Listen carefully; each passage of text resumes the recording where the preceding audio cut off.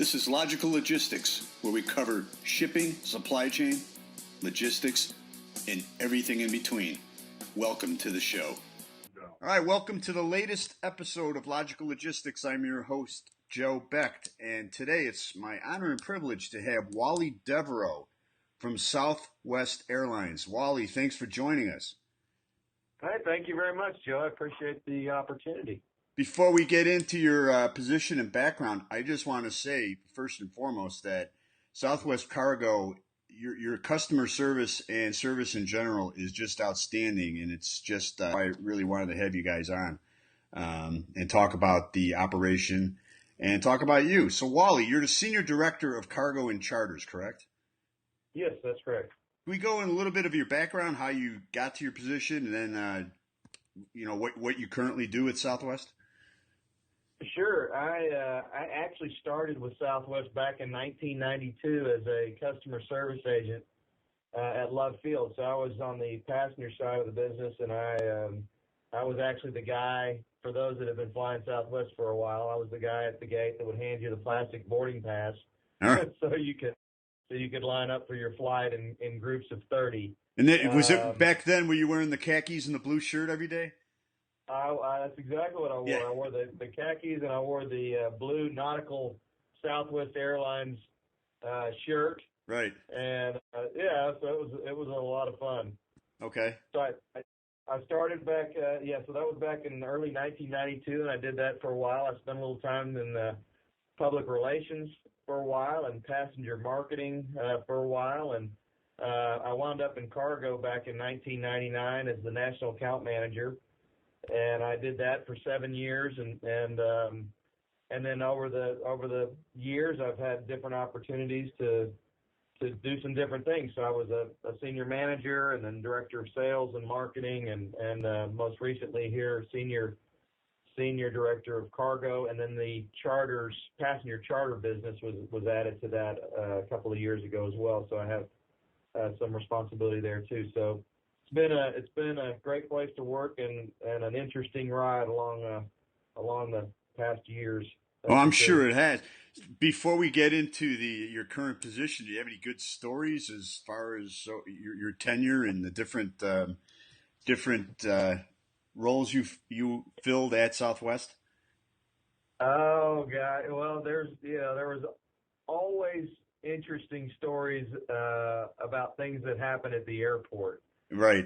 So just, I don't know if I could give you I understand anything specifically, but just, working at the airport is just, I would suggest it is a wonderful way to start any airline career, would be to work at the airport, to really get a feel for what happens, because that's the product that you're offering, that airport experience of getting somebody from point A to point B, and it was quite a learning experience and quite a lesson in human behavior.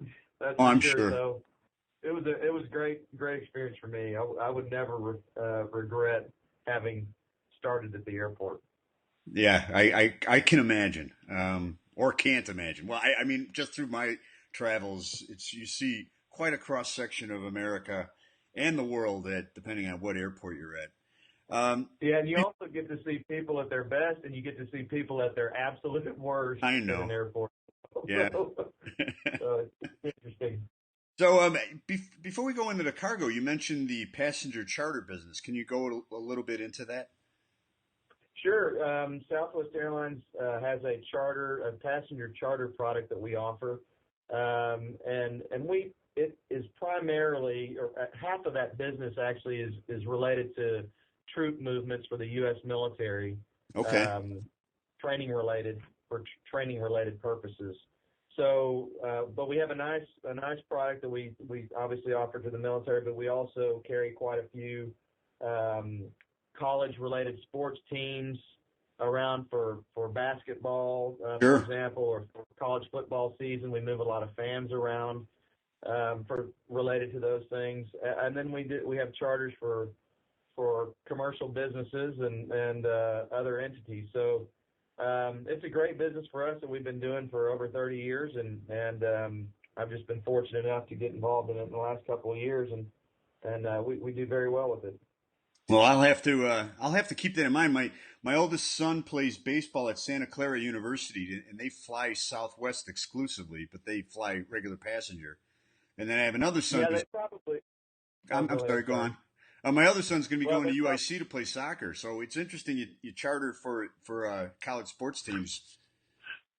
Yeah. Now you got to keep in mind for those charters, they make sense if you're going to put 143 people on an Sure, airplane. right, exactly, If you're going to put 60 or something like that, that's probably more of a group product where you would fly in scheduled service. But if you have 143 folks that you need to fly somewhere, we're a great option. that's great. It's really interesting. All right, so now let's get to the cargo side.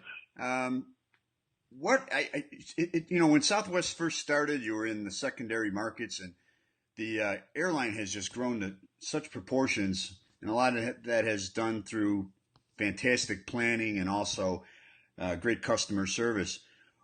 You're just about everywhere now in the United States, correct?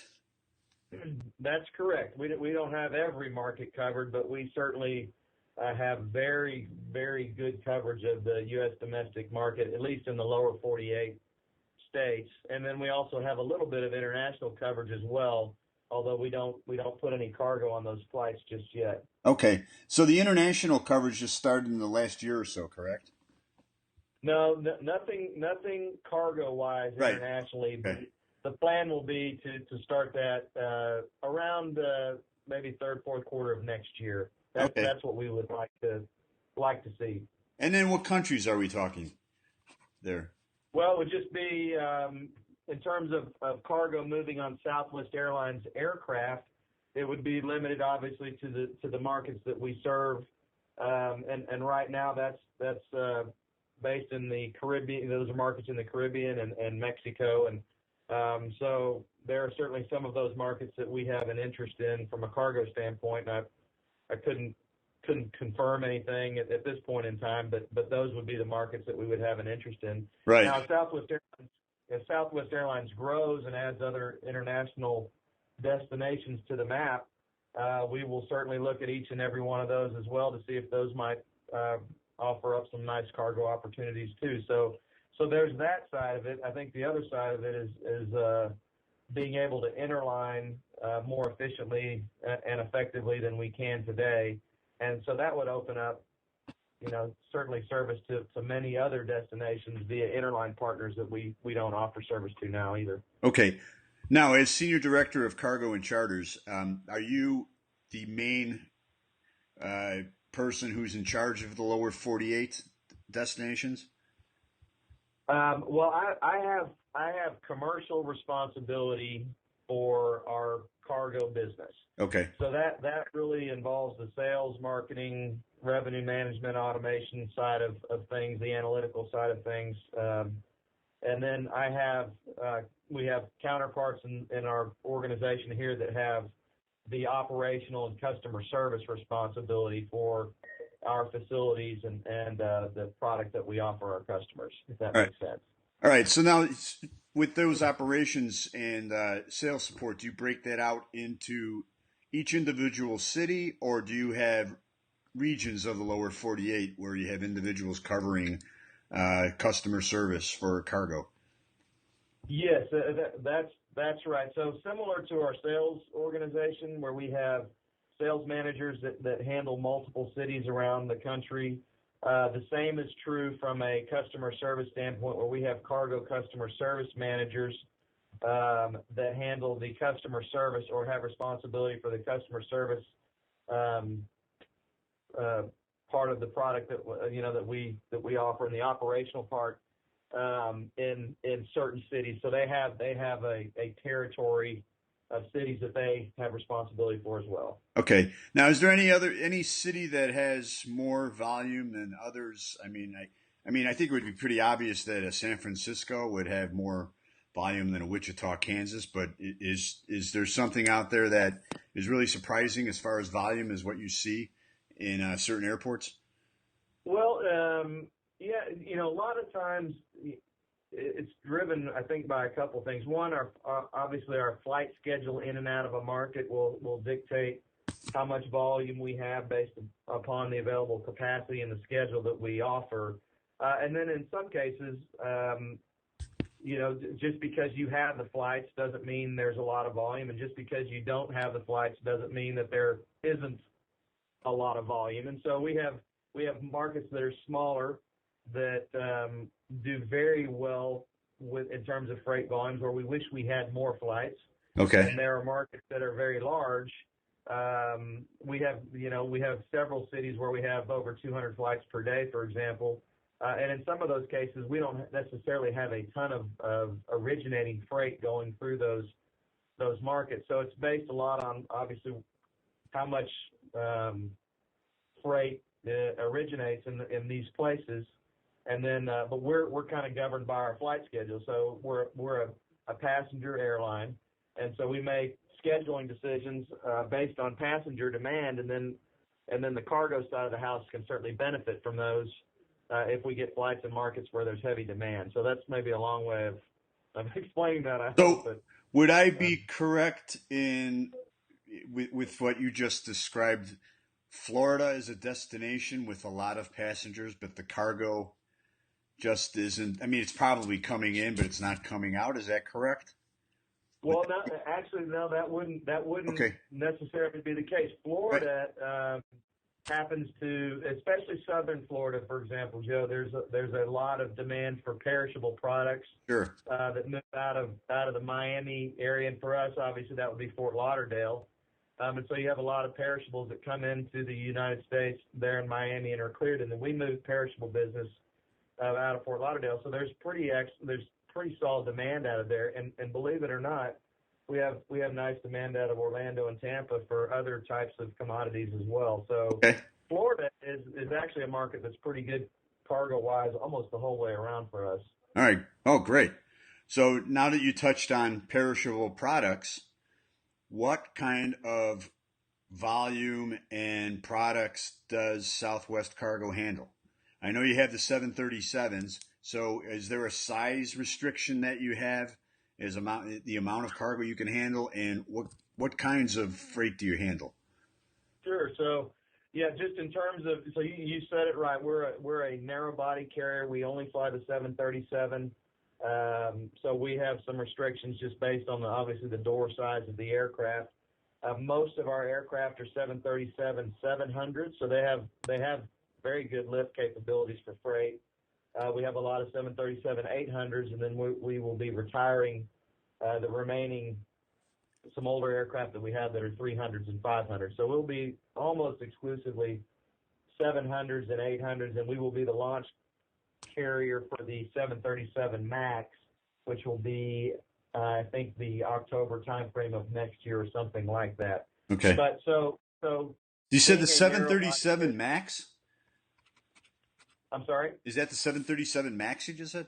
Yes. Right, so 737 MAX will be the launch customer for that middle part or latter part of next year. Oh, awesome! That's great. Yeah, so that'll be good. But with the narrow body fleet, we do have some restrictions in terms of the size of cargo that we can take. So we will take any individual piece up to 200 pounds, and we can take.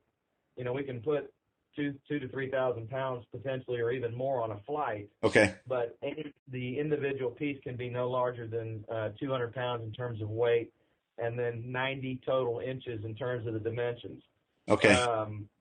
The dimensions we can be a little bit flexible on, but the weight is a firm number. All right. Interesting. And then and I'm sorry, just to continue on with that, Joe, you asked about commodities. So we carry a lot of perishable items. We carry a lot of retail commodities. We carry a lot of medical related commodities, diagnostics and things like that, pharmaceuticals. We carry human remains. So there's a wide variety of items that we will carry on our aircraft, and typically the one common theme is that they need to move relatively quickly, and so that's what we're good at. Yeah, so you take just about anything up to 2,000 to 3,000 pounds, 90-inch or there around that for dimensions. And as I stated before, the customers, it's going to get there. The customer service speaks for itself. What do you guys do to set yourself apart from other competitors? Well, I think it comes down to two things. We have absolutely fantastic people that do an excellent job moving cargo. So we in most cases with Southwest, what you'll find is that our cargo facilities are staffed by Southwest Airlines employees, and then our handling on the ramp is also staffed by Southwest Airlines employees, and they just do a fantastic job moving freight. So that's one of those advantages I think that we have, is that we have Southwest people, and our Southwest folks do a nice job. Now we have some good contracted facilities as well. We contract our cargo facilities in some of our smaller locations, and they do an excellent job too for us, and I don't want to suggest that they don't, but just working with Southwest Airlines employees on the ramp primarily and in our cargo facilities, especially our larger ones, has been a key to our success, I think, over the years. The other thing that I would suggest is that we have a operational style that's just vastly different from what our competitors offer, in that we fly a point-to-point, high-frequency type operation. And so what that does is it provides for a lot of ways to use your capacity to get something from point A to point B, and it also provides for a lot of redundancy in the event that you can't move something that on the original routing that was planned for. So even if we aren't able to move something on the first flight that's available, we will have a number of options behind that to still get something to destination in a timely fashion and still meet our customers' needs. So that's important. The other thing I would suggest operationally that's very important for us is the fact that we transfer all of our cargo just like we do our luggage. So everything moves aircraft to aircraft, or we call it tail to tail. And so it doesn't go back to a centralized cargo facility to be remanifested for a connecting flight. And so that allows us to maximize the use of our flight schedule. So great people. We have we have 38 to 3,900 flights per day, with a lot of redundancy, and then we maximize the use of that schedule with tail-to-tail transfers. I think those are the key elements that help us provide a very reliable cargo service, and that's what we have become known for. Yeah, and it obviously works.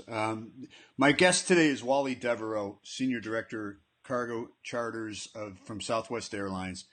Wally, what's the best way for a customer to reach you or reach Southwest Airlines Cargo? Well, if I would suggest the best way is to work with our sales manager team. All of their contact information and the cities that they handle are based, or all of that information is on our website at swacargo.com. If you have general questions, you certainly can talk to our sales folks. You can talk to our cargo facility folks as well. All of that contact information on a per facility basis is also on the website. Okay. And then we also have a customer care center, and you can call them as well. So I would say that's maybe something that's a little unique about us too, and that's the fact that you can talk to anybody in our organization to get help. We're not going to direct you only to talk to our 800 number. You can talk to the facility. You can talk to our sales team. You can talk to me. You can talk to our customer care center. We are all here to help, and we will all help. Boy, I'll tell you, that is unique in today's world of emails and automated voicemails and customer service that's just relying on automation. It's just such a relief to be able that you provide people to talk to. It really is. Yeah, it's a little old school, but you know what? It works. No, it works. So, I firmly believe if you combine today's great new technology with just old school conversation, actually talking to a person, that's the best of both worlds. Yeah, I agree with you. All right. So the best way to reach your team would be swacargo.com, correct?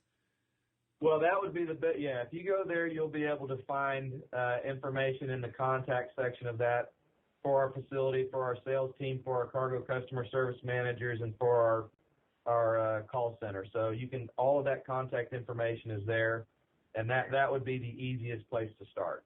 All right, great. Wally, I obviously the name of the podcast is Logical Logistics, and I asked this question of a lot of my guests. The word logistics is so overused, but I really want to ask you this question because in my estimation, out of all my guests so far, you actually described what logistics is. Anywhere from the charters, working with the military, to your point-to-point, tail-to-tail routing of freight. So I'm going to ask you, Wally, how would you define the term logistics? Well, I would say in its simplest form, logistics is getting something from point A to point B, and that can be incredibly complex.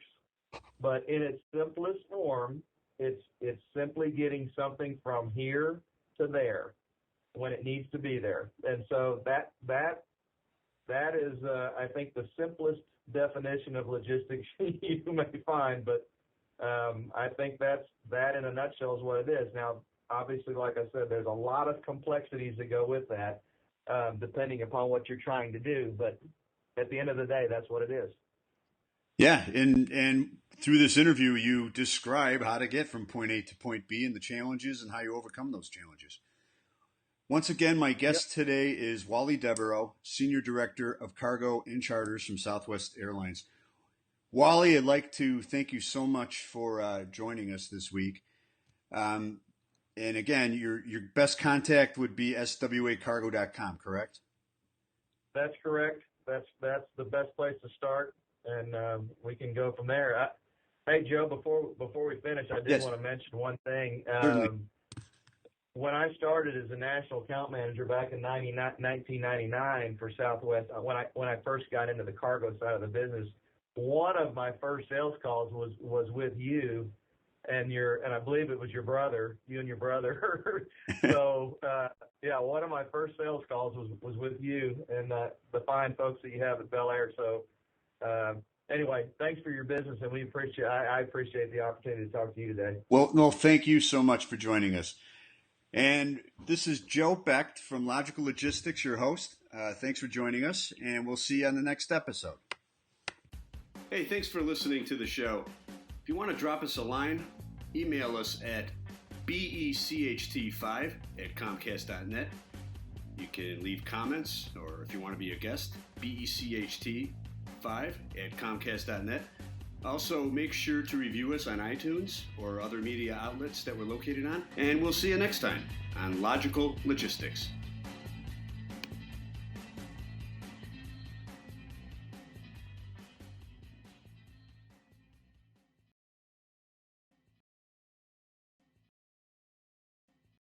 Click the subscribe button for new videos every week and download us and review us on iTunes.